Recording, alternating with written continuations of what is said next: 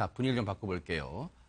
일반적인 상식으로는 순찰차가 승용차를 쫓아가는 게 맞죠. 그런데 어찌된 일인지 승용차가 순찰차를 쫓아가는 그런 상황이 벌어지게 됐습니다. 홍순빈 아나운서. 그렇습니다. 이 승용차가 비상등을 켜고 이 순찰차를 따라갔는데 아하. 어떤 사연이 있을지 영상으로 확인해 보겠습니다. 네.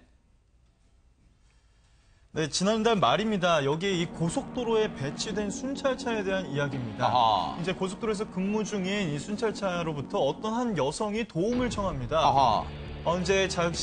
그러면서 자신의 사연을 얘기를 하고 순찰차에 올라타는데요. 네. 순찰차가 이렇게 이제 보시면 당시 이제 주말 저녁 시간이라서 굉장히 정체가 심한 상황이었습니다. 아이고, 차들이 막히네요. 줄줄이 네. 이어져 있는데 다행히 이 정체 구간을 빠져나와서 네. 여성이 요구한 그 도착점에 이제 무사히 도착을 하게 되는 건데요. 네. 이 안에 보시면 여성이 굉장히 좀 초조해하고 있습니다. 그 사연을 들어보니까 이제 네. 아버지가 굉장히 위급한 상황이었는데 차가 너무 많이 막혀서 갈 수 없으니까 순찰차를 좀 타고 가겠다고 도움을 요청을 한 겁니다. 네. 지금 저희가 이제 영상으로만 짧게 간략하게 보여드렸지만 상당히 저때 실제로 저 상황에 처했던 당사자께서는 1분 1초가 정말 천년 만년 같이 길었을 거 아니에요.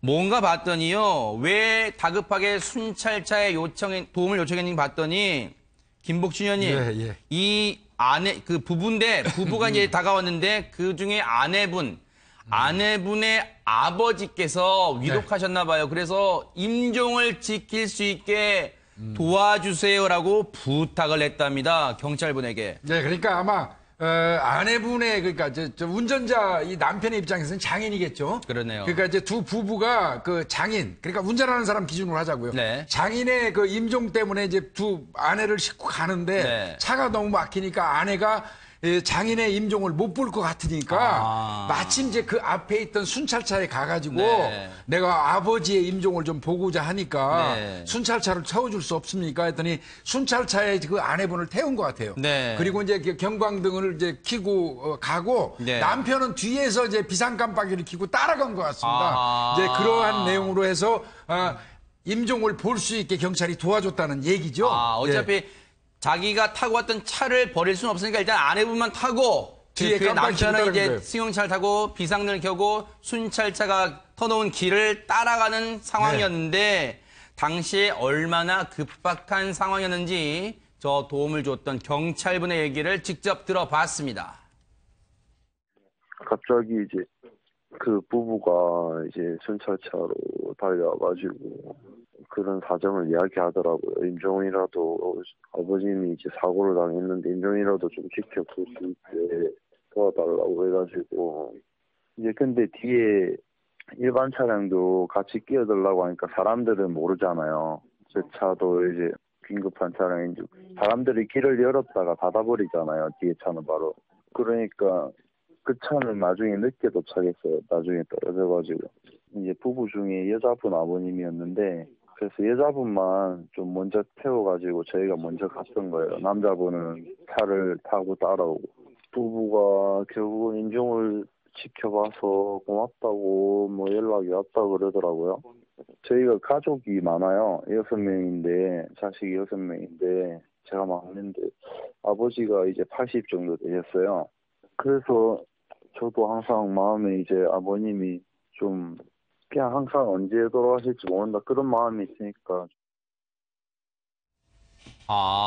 김성수 평론가님 얘기를 듣고 보니까 우리 신정민 서울 서초경찰서 교통과 경장 신정민 경장도 어떻게 보면 연세 드신 팔순의 아버님이 있으니까 좀 동병상련이 순간 느껴졌나 보네요. 네, 그런 것 같습니다. 사실 임종을 지킨다라고 하는 이 문화가 뭐 한국만의 좀 독특한 문화이기도 합니다. 사실 뭐 외국에서는 임종을 지키는 것에 대해서 큰 의미를 갖다 두고 있지 않는 경우들이 많은데 우리 같은 경우는 정말 임종만은 지켜야 된다. 네. 그러니까 태어날 때는 당연히 부모님이 그 자식과 함께 있잖아요. 그렇듯이 이제 아버님, 어머님이 하늘로 돌아갈 때도 그 자리를 지켜주는 게 자식의 도리다라고 이렇게 생각을 하거든요. 네. 그러니까 그 부분에 굉장히 큰 의미를 두고 그리고 또 힘드신 분도 이제 돌아가시는 분도 그 자식이 있는 곳에서 죽고 싶어하는 그런 마음이 굉장히 강해요. 그러시겠죠. 그래서 네. 실제로 이제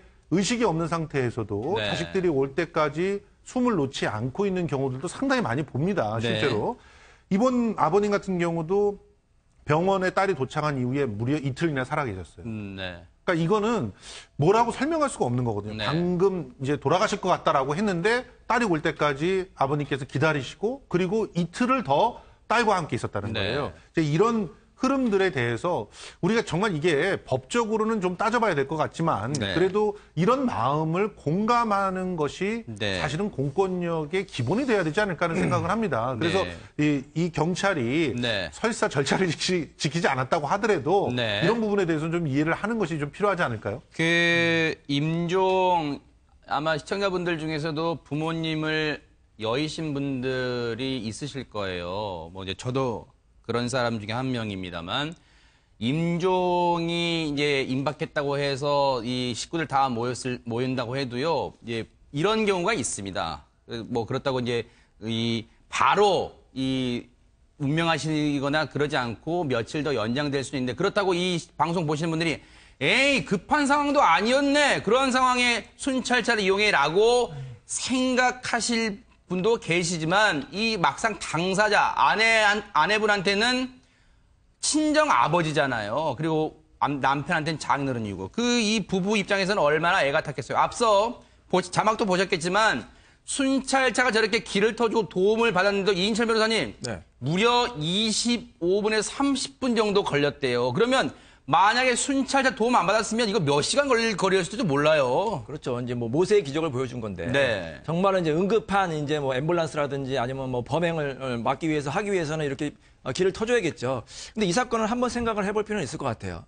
물론 이 임종이 중요한 순간이지만 네. 이 순찰차를 과연 이용했어야만 하는가? 이 순찰차가 그 시간에 다른 범행을 또 예방할 수도 있었는데 네. 그리고 또 실제로 이틀 후에 돌아가셨다고 하잖아요. 네. 그래서 물론 이제 그 온정적으로 도덕적으로는 뭐 박수를 칠만한 일이지만 네. 엄밀히 말하 법적으로 따질 경우에 과연 이 여인이 이 순찰차를 이용할 만큼 그런 상황이었는지를 한번 따져봐야 될 것 같고 차제에 네. 아예 기준을 좀 매뉴얼을 만들었으면 좋겠습니다. 아마 김복준 의원께서 말씀해 주실 건데 순찰차를 이용할 수 있는 경우, 앰뷸런스를 이용할 수 있는 경우에 매뉴얼을 만들어가지고 매뉴얼 해당하는 경우에는 이렇게 신속하게 하지만 하지 않는 경우에는 어떤 다른 방법 안내해 주는 그런 방법을 좀 생각했으면 좋겠습니다. 근데 이제 이게 제가 이 말씀 드리고 질문 드릴게요. 물론 이제 이인철 변호사님 말씀도 일리가 있어요. 그런데 제가 이인철 변호사님 말씀에 토를 다는 게 아니라 경황이 없는 와중에 자 가서 봐 찾아보자 이게 지금 이제 순찰차를 불러도 되는 규정인지라고 찾아볼 수가 없잖아요. 제가 그래서 시청자분들 입장을 대변해서 제가 질문 드려보는 거예요. 근데요, 이제 경찰의 직무라는 게 범죄 예방과 범죄 진압. 그게 이제 기본적이라고 네네. 보고 거기에다 하나 더 붙인다면 어차피 국민이 주인이기 때문에 머슴이잖아요, 경찰은. 공무원은 머슴입니다. 그러니까 머슴이 봉사하는 건 맞아요. 근데 그 봉사의 대상이 정해져 있는데 제가 임종을 가볍게 여기는 건 절대 아닙니다. 네네. 그렇지만 이게 이런 임종까지도 경찰관이 앞에서 에스코트를 해주고 순찰차를 몰아서 해준다는 게 일반화 관행화돼서는 안 돼요. 그건 제가 볼 때 아닙니다. 그건 네. 아니고요. 어차피 그 현장에서 근무에 임하는 근무자의 그 현장 판단에 의해서 할 수밖에 없는데 뭐 특히 관할을 벗어나간다거나 지금 경찰로서의 보다 중요한 일에 그 임무가 네. 있는데도 그걸 소홀히 하고 이걸 해줄 필요까지는 없겠죠. 네. 근데 이제 아마 현장에서 그런 부분들을 본인이 판단해 가지고 아마 에스코트를 해준 걸로 네. 보이니까요.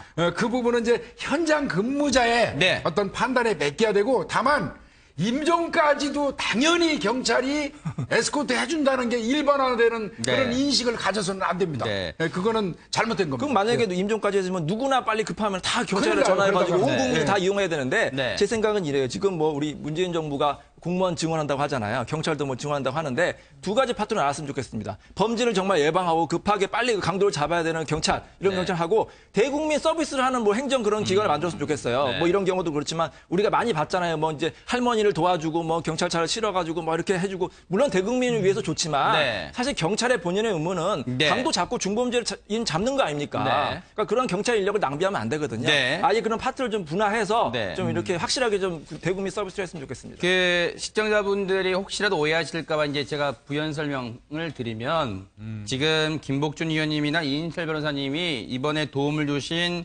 신정민 서울 서초경찰서 교통과 경장분이나 그리고 이번에 도움을 청하신 이 부부에게 무슨 탓을 하거나 비판하는 그러면. 건 절대 아닙니다. 혹시라도 여러분 그런 얘기 많이 들어보셨죠? 우리 집에 벌 한 마리가 들어왔어요라고 119 도움 요청해서 벌 잡아주세요라는 신고 전화 막 들어온다 그러잖아요. 아무 때나 도움 요청하면 될 것이라는 그런 생각을 갖지 말아야 된다. 그런 금물이다라는 그런 말씀을 해 주신 걸로 이해를 좀 해 주시기 바랍니다.